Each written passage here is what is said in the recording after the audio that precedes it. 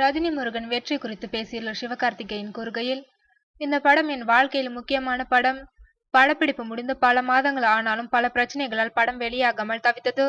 உண்மையை சொல்ல போனால் கடந்த 10 மாதங்களாக நான் நிம்மதியாக தூங்கவில்லை. படம் வெளியான அன்றுதான் நான் நன்றாக தூங்கினேன் என்று கூறியுள்ளார். சினிமாவில் நான் நடிப்பதே படம் வெளியாகி ரசிகர்கள் கைத்தட்டி ரசிக்க வேண்டும், நமக்கு பெயர் கிடைக்க வேண்டும் என்பதற்காகத்தான். எனவே சம்பளம் எனக்கு ஒரு முக்கியமான விஷயமாக படவில்லை. என் குடும்பத்திலும் ஏன் சம்பளம் இல்லை என்று கேட்கவில்லை. இந்த படத்தின் நிதி பிரச்சனைகளுக்கு நான் எந்த வகையிலும் காரணம் கிடையாது. ஆனாலும் என் சம்பளத்தை விட்டுக் கொடுத்தேன். ஒரு கட்டத்தில் எனது சம்பளம் -50 லட்சம் ரூபாய் ஆகிவிட்டது. நான் ரஜினியின் தீவிர ரசிகன். சிறு வயதிலிருந்து ரஜினி படங்களை பார்த்துதான் வளர்ந்தேன். சினிமாவிற்கு வர முக்கிய காரணமே ரஜினி சார்தான். ரஜினி விஜய் இடத்தை பிடிக்க நினைக்கவில்லை. அவர்கள் பல கமர்ஷியல் வெற்றிகளை கொடுத்துள்ளனர். அந்த படங்களின் சாயல் என் படங்களில் இருக்கலாம்.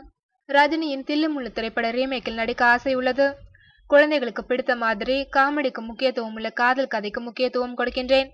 இனி வரும் காலங்களில் என் படங்களில் இது போன்ற நிதி பிரச்சனைகள் வராதபடி கவனமாக இருப்பேன் என்று தெரிவித்துள்ளார்.